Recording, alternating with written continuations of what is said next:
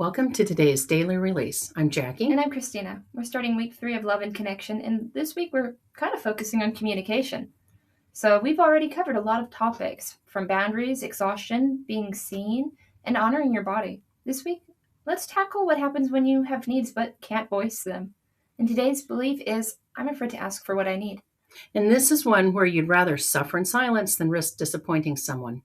When you drop hints, hope they notice, and feel hurt when they don't. Or you rehearse what you need to say 100 times in your head, but when that moment comes, nothing. The words just won't come out. And meanwhile, your needs go unmet. Your resentment might build, and you're left wondering why nobody sees what you're going through. Here's the truth.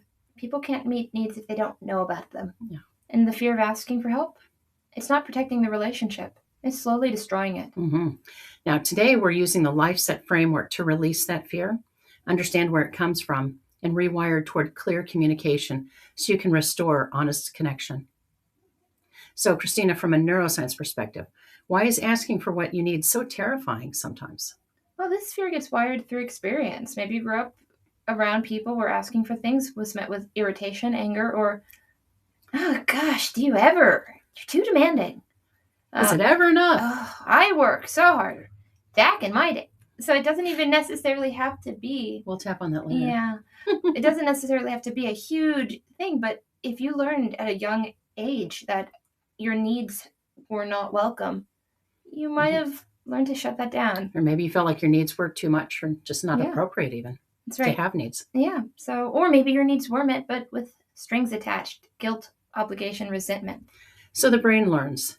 Asking equals danger. Exactly. And this is what's fascinating.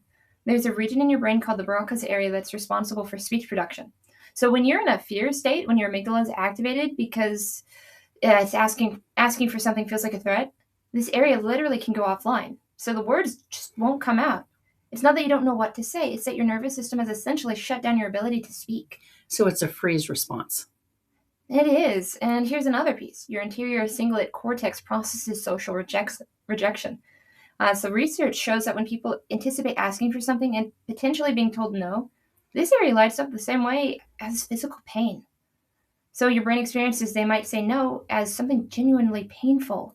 Which makes why avoiding the ask feel safer. You'd rather go without than risk that pain. But here's the cost. When you don't ask, you deny other people the opportunity to show up for you. You deny yourself the possibility of having your needs met. And you may end up building resentment because part of you still hopes that they'll somehow just know. The mind reading trap. Exactly. If they loved me, they'd notice. If they cared, I wouldn't have to ask. But that's not how it works. People aren't mind readers, and expecting them sets everyone up for failure. So from a naturopathic perspective, you come at this a little bit differently than I do. But what happens in the body when someone doesn't ask for what they need? Well, the chronically unmet needs, they don't disappear, they accumulate. And that accumulation creates stress on multiple body systems. When you're constantly suppressing what you need, whether it's help, rest, affection, space, acknowledgement, your body stays in a state of low-grade stress. Your cortisol stays elevated, your muscles stay tense, particularly in the throat, jaw, and chest, the areas associated with speaking and expression.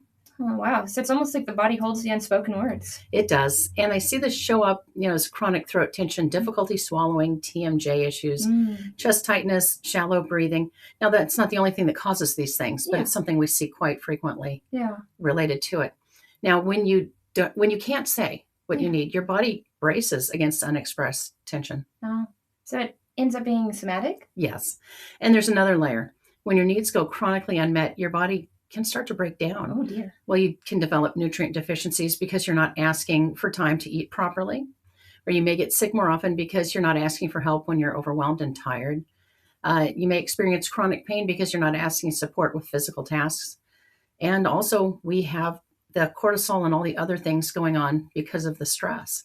Wow. So your body is paying the price for the silence. Wow. And so the relationships suffer too. Yeah, they certainly can, because what happens when you don't ask, your needs don't get met. Ouch. And then it's possible that you might resent the other person for not meeting the needs, or for yourself for not asking. And eventually the relationship can become defined by unspoken expectations and quiet resentments instead of honest communication. So the fear of asking actually creates the very disconnection you're trying to avoid. It sure can. And you think you're protecting the relationship by not being needy or demanding, but really, you could be preventing intimacy, because intimacy requires honesty and safety. And honesty requires saying what you actually need. Now, I'm going to put a pin in this and say sometimes you're not in a situation where you can ask. Yes. Sometimes it's a very complicated situation. And so if that's your situation, that's not what we're tapping today. Yeah, this is the daily release. So right. As we're moving into it, we're just releasing that fear of asking for what you need. Right. Or that asking will push people away or make you feel like a burden. Yeah. So a good setup today might be, even though I'm afraid to ask for what I need. Okay. Or would you like, even though I've never asked for what I need before? I've heard one, and it's even though I'll ask one time. And if they don't get it, then I'm not going to say it again. Okay. But yeah, I've heard that a lot of ways too. Yeah. Or even though I'm afraid they'll say no if I ask for what I need. So I like that, but I want you to. I had one person who believed that their needs would make other people sick. Oh dear. And it was, I'm afraid if I ask that it'll take away from them and they'll get sick. And that was a very that ended up not being a daily release. That was not a daily release. No, we put that to the side and we worked on that in a different manner. Okay. Yeah. A one-on-one session. Right. Okay. So you go ahead and pick. Okay. How about this? If I ask, they'll think I'm needy. Okay. So let's do How you want to end it? IDCAM? IDCAM. I deeply and completely accept myself. So guys, check your body. Do some gentle full breaths. If it's 4 below, you're good to go. If it's a high 4 to 6, proceed with caution. Do a round of breathing first. And if it's a 7 or an above, that's no longer a daily release. That would require one-on-one or more community getting support. Into the community. So go to our school community for some more support. Okay, so let's begin if you're ready. I am. So even though I am afraid. I'm afraid. If I ask, they'll think I'm too needy. I deeply and completely accept myself. Even though I'm afraid.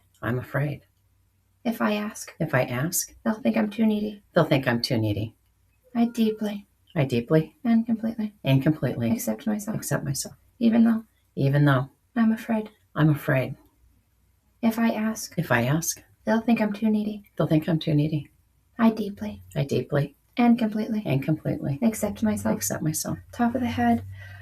I'm afraid. I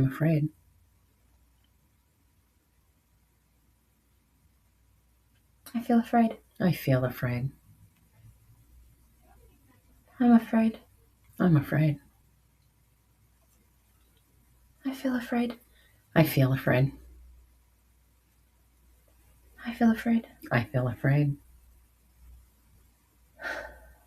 I feel afraid. I feel afraid.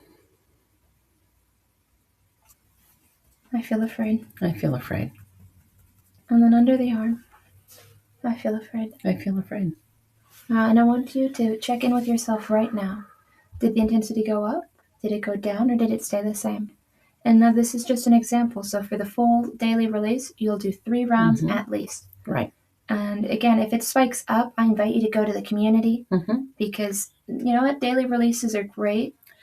Often there's threads and they lead to other things. That's right. That's a good way to say it. Right. And the other thing, if it switched for you and you had a revelation, write that down. Write it down. That'll be that's discovery. Yeah. For maybe another day. It is. So what we just did was release. Yeah. You identified the fear that's been keeping you silent. The belief that asking for what you need will push people away or make you too much.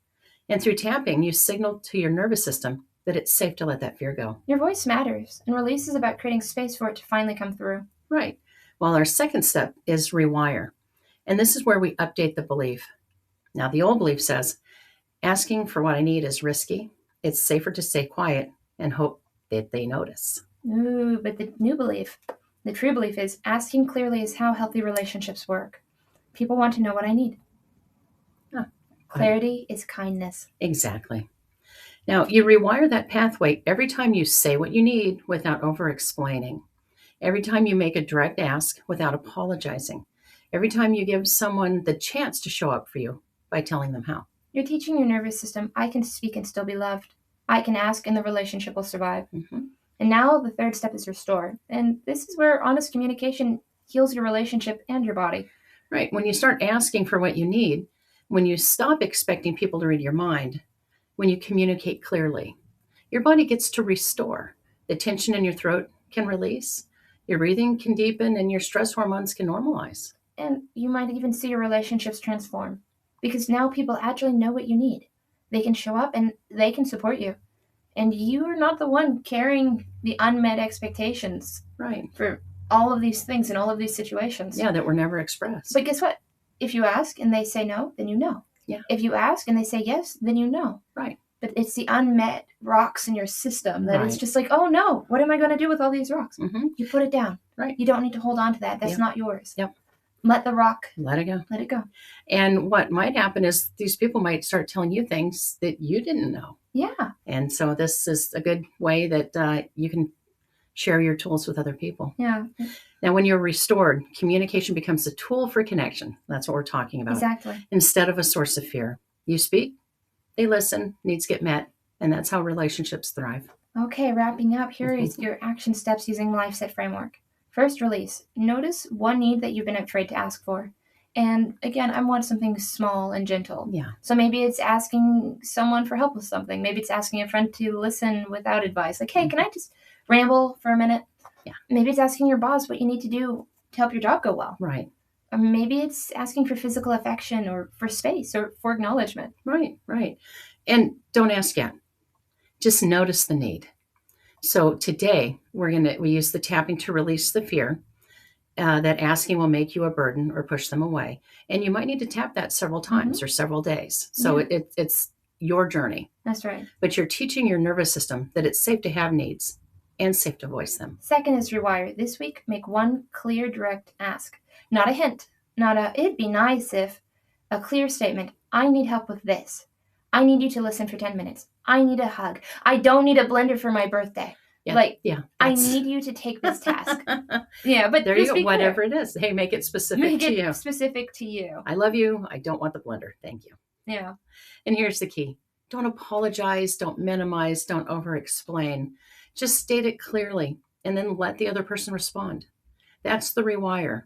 You're updating the belief that asking equals rejection. And third is restore. Ask yourself, what do you notice as it goes on? So you do it, you think about it, then that's the release. Then the rewire is you actually do it. Yeah. And now the restore. What happened? Did they say yes? Did they say no? Did they show up? Did the relationship survive or even deepen? Did something in you relax because you finally said what was true? Right. And that's restore. That's your nervous system learning, oh, I can ask and people don't leave. I can voice my needs and the relationship gets stronger, not weaker. That's right. And each time you practice this cycle, release the fear, rewire through clear ask and restore through honest connection, you're becoming someone who can speak without being afraid. Right. Asking for what you need is not needy. It's necessary. It's how people know how to love you well. Yeah, people can't meet needs they don't know about. And your silence isn't protecting anyone. It's just keeping everyone guessing. It's keeping you guessing. Release the fear. Rewire the communication. Restore the connection. And I can only think about all of the times that I know my husband has brought me something because he knew I needed something and it wasn't the thing. And I only had myself to blame. So this was a good one for me. Awesome. Well, we'll see you tomorrow, guys.